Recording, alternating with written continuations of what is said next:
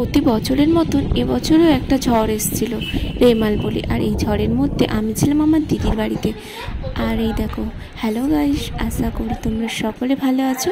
আমি তো দিদির বাড়িতে, আর আমি মানি ওর গিফটে কি যা যা পেয়েছিল সেগুলো নিয়ে খেলা করছিলাম। দিদিভাই আমাদের জন্য আজকে করেছে ফ্রাই ম্যাগি। তো এই ম্যাগিটা খুব সুন্দর, দিদির হাতের রেসিপিটা আমার তো খুবই ভালো লেগেছে। আমিও তো বাড়িতে একদিন ট্রাই করি, তোমাদের কাছে রেসিপিটা শেয়ার করব। তো আমাকে মানি খুব জোর করলো যে মিমি আমার সাথে একটু ক্যারাম খেলো না। তো আমি তো খেলতে পারি না, আমি তাও একটু চেষ্টা করছিলাম। তো আমি জানি না, তো তোমরা কমেন্টে জানিও এটা কিভাবে খেলতে হয়। পিছনে উল্টে দেখি কাটাকুটি চিহ্ন, তো এটা তো খেলতে পারি। তো এটা নিয়ে আমি আর মানি বসে পড়েছিলাম, এটা নিয়ে খেলবো।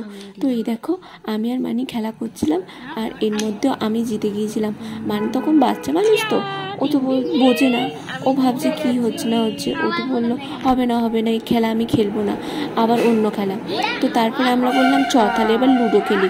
ও এটাও গিফটে পেয়েছিল। লুডো খেলতে খেলতে ও তো ভালো বোঝে না, তো বাচ্চা মানুষ, ছেলে মানুষ, তো লুডো খেলতে খেলতে বলছে এটা আমি খেলবো না, আমি সাপ খেলা খেলবো।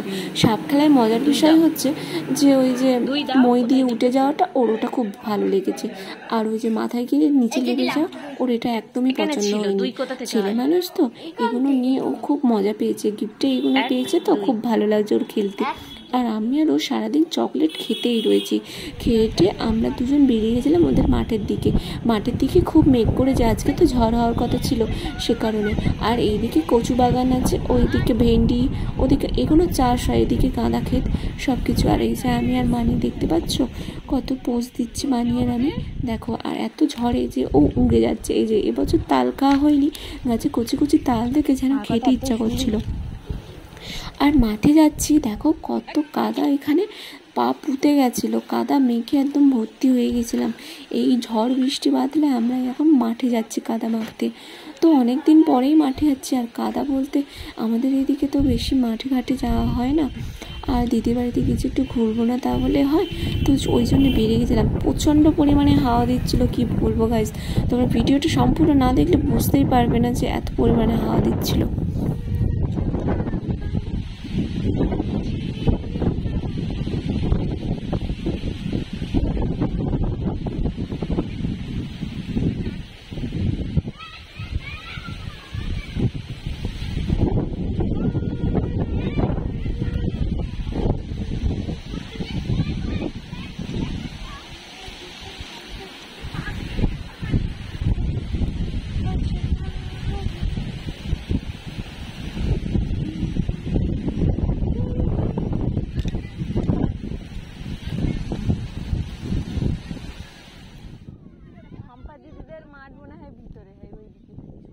সম্পাদের সাদের সময় এসে আর না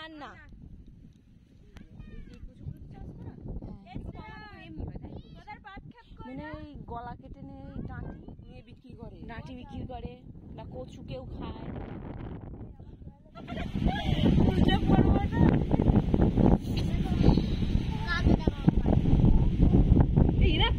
আমার ফেলে মরেছে